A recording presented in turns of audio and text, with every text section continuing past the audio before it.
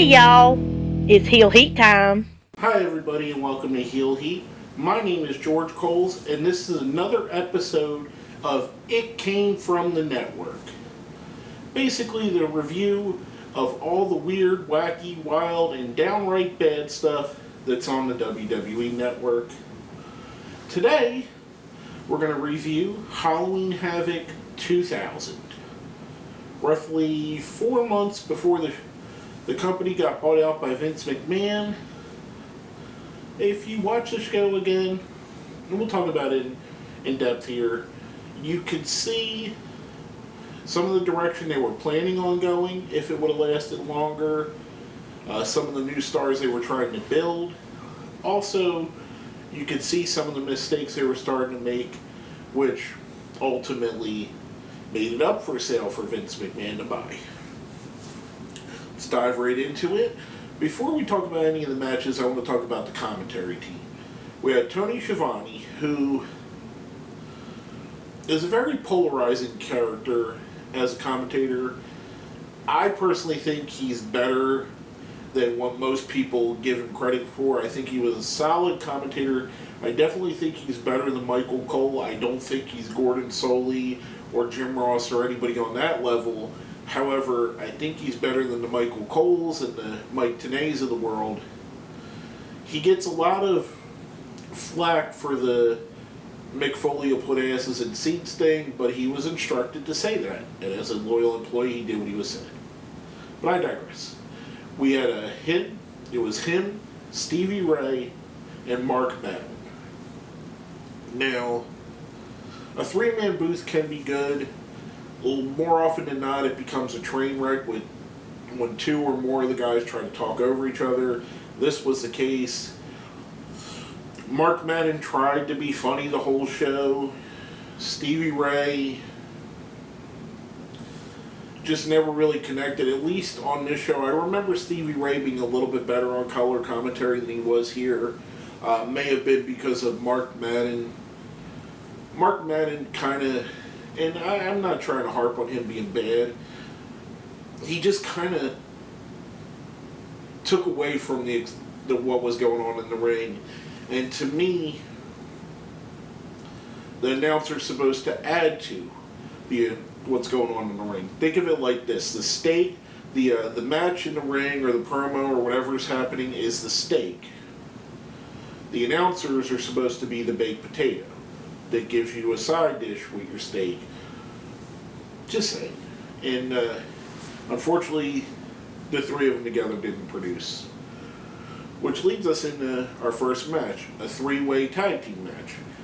Alex Wright and Disco Inferno going as the Boogie Knights at this time versus Rey Mysterio without a mask, Jr., and Kidman from the Filthy Animals versus Mark Jindrak and Sean O'Haire from the Natural Born Thrillers. As you can see very early, this was the Everybody's in a Faction era of WCW. To me, this match was a train wreck. They tried to book it in a way that kept it interesting, kept everything moving. However, all of the moving parts, to me, it turned into a spot fest instead of a wrestling match. And there was no psychology behind it, no reason for someone to get up from this move 10 seconds earlier just to be able to hit another move. And you got some decent wrestlers here. Jindrak and O'Haire, I think, are both good wrestlers. Jindrak's still wrestling down in Mexico. Rey Mysterio is a good wrestler. Kidman is a good wrestler. Alex Wright and Disco, very serviceable. It just, to me, like I said, it was just a spot fest and it became a train wreck. The Natural Born Thriller team, Jindrak and O'Haire, win the match. Afterwards, we get a little bit of interference with the Natural Born Thrillers. Well, actually, not interference, but they start hitting people with chairs. Disco and Alex Wright join in, hitting Rey Mysterio and Kidman, which brings out Conan, who catches a little bit of a beatdown, which will play into a later match that we have. Just silly and overbooked and everything that was wrong with WCW at that time. Next up, we have Sergeant AWOL versus Reno. Sergeant AWOL representing the Misfits in Action, one of the absolute worst factions in the history of wrestling. Reno, one of the guys that is part of the Natural Born Thrillers. Second match in a row we have a Natural Born Thrillers influence in. And this was actually billed as a hardcore match, although most of the matches of the night had hardcore elements in them. This match, to be perfectly honest with you, this is the second best match on the card. And to say that, this match was a terrible hardcore match. This was your general, I'm going to hit you with a stick, I'm going to hit you with a chair, put you through a table kind of match. Sergeant AWOL, The Wall, later became Malice in TNA. I thought he really had something. I thought he was a good hardcore style wrestler, especially when he got more experience and when he was wrestling in TNA. I really thought he was something good. Reno, he had a look. That was it. He was very stiff. He was very green, I guess you could say. I think he's a case of someone that was called up a little bit too early from the power plant. Like I said, on this show, this is probably the second best match. On any other show, it's the stinker of the night. Just didn't really enjoy it at all. At the end, we get interference from Sean Stasiak and Chuck Palumbo, yet again from the Natural Born Thrillers, which brings out the Misfits in Action, which sets us up. They actually go and they do little promo things. They go to the back, and then from the back they decide that Stasiak and Palumbo, who were just out there, are going to wrestle Corporal Cajun and Lieutenant Loco, who were just out there. So, a little bit weird. They should have just kept them in the ring the way it progressed. Corporal Cajun, if you don't remember, was Lash LaRue. Lieutenant Loco was Chavo Guerrero Jr. Another match that was listless. The whole story behind the match was Sean Stasiak was fucking up for the Natural Born Thrillers, and him and Palumbo were having a hard time keeping it together. To me, another match that just didn't hit. A little bit of a spot fest going on. For some reason, the four guys just didn't click in the ring together, and it showed. And Corporal Cajun and Lieutenant Loco win with obviously Stasiak making a mistake, because that's what the whole thing was booked for. To me, just another match that didn't hit, didn't interest me, didn't keep me excited. By this time in the show, we're 3 matches in, and I'm all ready to shut it off. I'm already ready to shut it off. Because I'm thinking to myself, when I put together the shows I was going to do for the It Came From the Network series, I remembered this show as being bad. I didn't remember it being this bad. So, at this point, I was all ready to jump off a cliff. So, the rest of the show, I was watching with that in mind. Which leads us to what's up next. Shane Douglas, the franchise, and Tori Wilson, who, probably the highlight of the night, was dressed as Wonder Woman and looked amazing, which only Tori Wilson can. Very beautiful woman. In a mixed tag match versus Conan and Tigress. Tigress comes out first by herself because Conan's back was injured earlier in the fracas with the Natural Born Thrillers. Conan comes down the ring, and another match where you had 2 people, Tori Wilson and Tigress, at the time they were too green in the ring. They weren't great as of yet. Tori Wilson would become better later in her career. Tigress, not so much. But the whole thing, the interaction with the men and women wrestling with each other, the whole match was just, to me, it seemed like if you were dancing with somebody and you were dancing one dance and they were dancing another. Just my opinion. It just moved really weird and really odd. Conan and Tigress, the face team, get the win over the franchise and Tori. Just a real weird match to go on with the rest of the show, which seems to be the highlight, that the matches just didn't click with each other. And I think by this time in TNA, TNA, I'm saying that because half of them went to TNA. In WCW, by this time, everybody was in the business for making themselves look good and wasn't trying to make anybody else look good and construct a match that would be entertaining and enjoyable. Next up, we have Buff Bagwell versus David Flair in a First Blood match. And if you don't remember the reason for it, it's David Flair's girlfriend at the time, Stacy Keibler, Miss Hancock, was pregnant. But they didn't know who the baby's daddy was because she was a whore. And that's how it went on TV. That's how they had it. David Flair thought it was Buff Bagwell, so he was going to collect Buff's DNA so he can have him tested to see if he was the father. I didn't write this shit, folks. They wrote it. I just am telling you what's going on. After a bad match, David Flair, much like half of what we've seen on the show, was not ready to be on a ring in a nationally televised pay-per-view in a company that had a bunch of wrestlers not ready to be in the ring. He stuck out even worse because of his name. The Flair name is synonymous with excellence, and David was very much less than excellent. It was a poor match.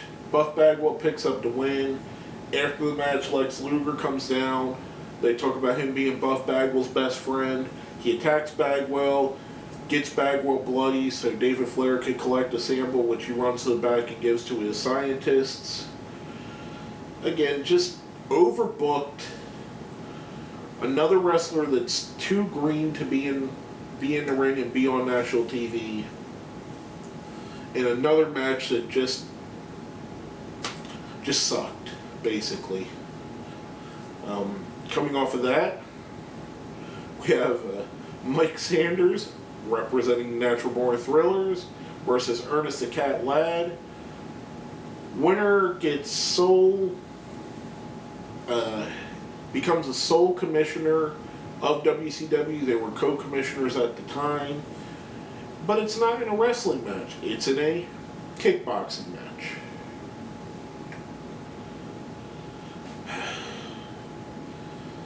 It was just weird and strange, and the cat kicked Sanders, knocked him down. Sanders had Palumbo and Stasiak in his corner. Third time we've seen them come out during the night. The cat, I forget what the girl's name that was with him. I'm sorry. I don't think she was around long, and I forgot to write it down while I was doing the review. But that's who was in his corner. Halfway through the second of what was supposed to be 3 rounds in a kickboxing match, the franchise Shane Douglas came down to kind of get the arguing Palumbo and Stasiak to stop arguing, because Kevin Nash at that time asked him to help with them. Again, I didn't write this crap, folks. Franchise comes out. We get into the 3rd round. They cause interaction. Franchise hits the cat with a chain. Cat gets up from it. Afterwards, he's chasing Franchise out of the ring. The bell for the end of the 3rd round, the 3rd and final round, as they said before the match, rings. The match is over. Mike Sanders is knocked down 4, 5, 6 different times. The cat gets knocked down once. Obvious at that point, the cat should be the winner. Somehow it continues, even though the cat is outside of the ring, fighting with Stasiak, fighting with Palumbo, fighting with the franchise. while Mike Sanders is barely standing up. I believe he got knocked down right before the match. There's a double count after the bell. Again, remind you, the last bell in the third round of a 3-round match. There's a double count, counting Ernest the Cat Miller outside of the ring, and counting Mike Sanders down inside of the ring. Mike Sanders gets up. Ernest the Cat Miller gets counted out after the third round of a 3-round kickboxing match, which should have been disqualified, even if we ignore the fact of the round system. And he starts fighting with Shane Douglas, with Palumbo, with Stasiak. At that point, it should be thrown out for disqualification.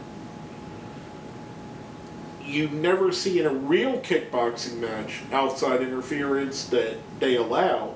If this were to happen in any kickboxing match in the world, it would be an automatically thrown out, and most likely anybody involved would never be a kickboxer again. I digress though. This is WCW 2000. Nothing makes sense, so this makes perfect sense.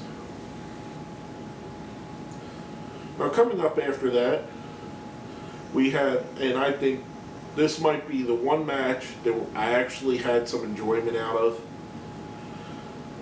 Mike Awesome versus Vampiro in a grudge match that wasn't a hardcore match, but it became a hardcore match, just like half of the matches on the show. And we'll get into the reason why I'm bringing that up in a little bit.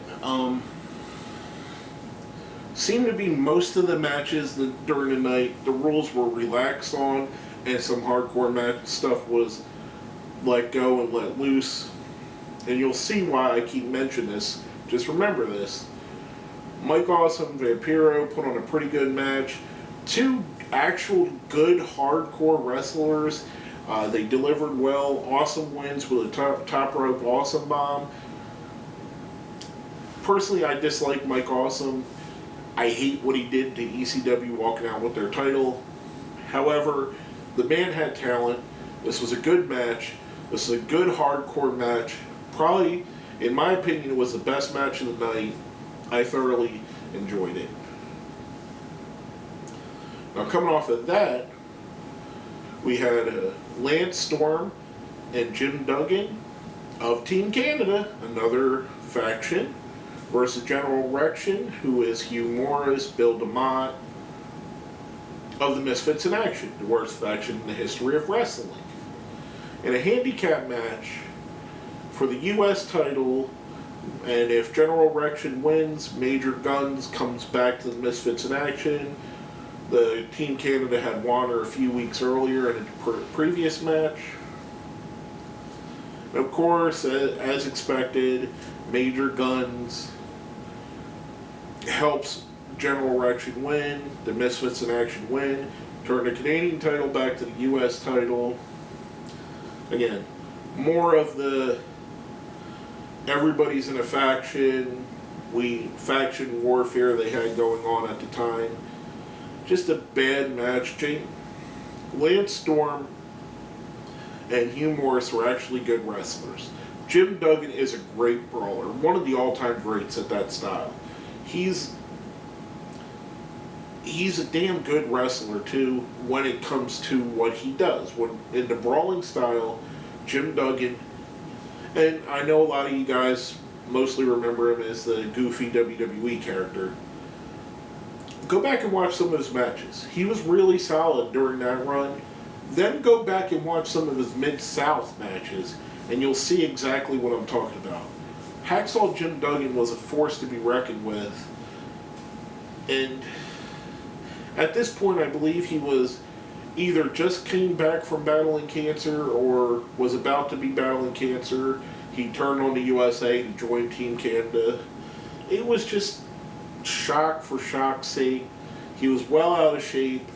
Well, not the Jim Duggan that we remembered from 10 years before that. Now, 10 plus years after, he's still wrestling. However, now he's in great shape again, and he's actually putting on better matches than he did during this run. So, just a weird conglomeration of a bad match again on the show. Next up, we had Jeff Jarrett versus Sting. Now, normally, this would be a match of the night candidate. This would be a great match, good wrestling. However, it gets bogged down with overbooking when we see the ghosts of Sting's past. 6 different guys come out, dressed as Sting in different eras. They have a pink Sting, they have a green Sting in the Surfer era, they have 3 different Crow Stings, and they have the Wolfpack Sting. All attack him at various times during the match. Again, not billed as a hardcore match, but yet he's wrestling 7 different guys. He disposes of all of them. The 5th Sting comes out from under the ring, pulls him under. He disposes of him.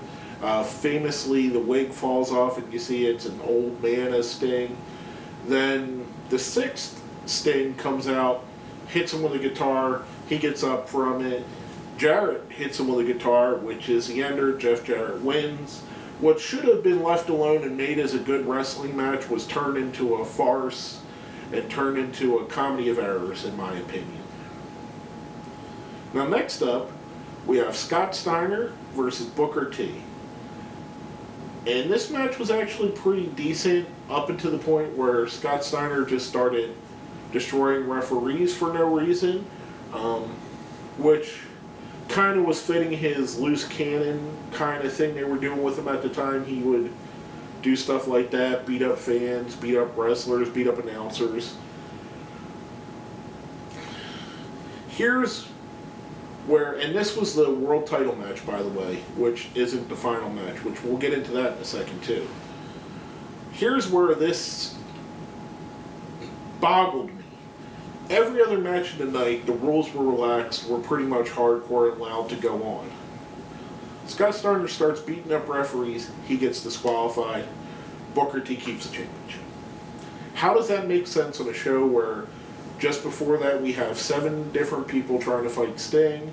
The Storm and Duggan versus General Erection match, we see the 2x4 get involved. Awesome and Vampiro just blatantly wrestle a hardcore match even though it's not booked as such. Sanders versus the Cat, we have all kinds of outside interference.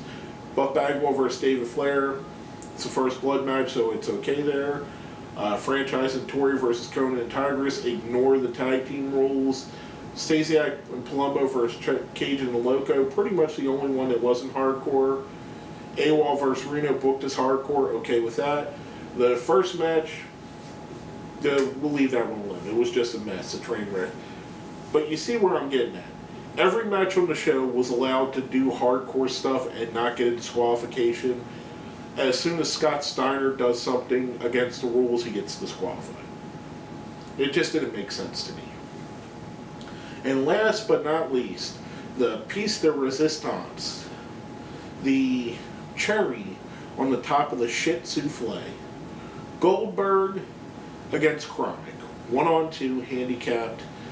The gimmick going into this was Goldberg was told he'd have to recreate his 176-0 streak or be fired.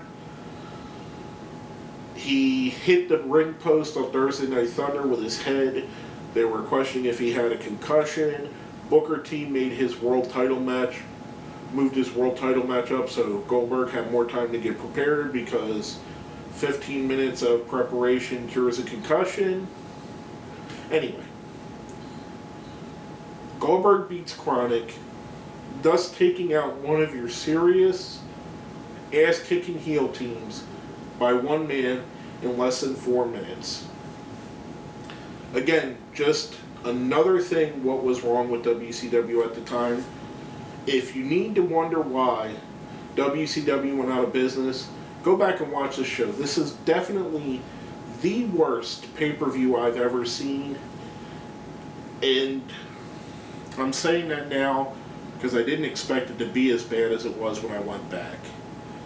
Coming off of that, we're going to go right into our ratings because I don't want to talk about this more than I have to.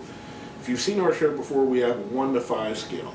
1 being the worst, 5 being the best. 1's a gobbledygooker, 2's a renegade, 3's a hurricane, Helms, 4's a gold dust, 5 is a Kane. I'm giving the show a 1, a gobbledygooker. I don't think you're going to find worse than this anywhere. But basically, that's all I have to say about that. My name is George Coles, and this has been another episode of It Came From the Network.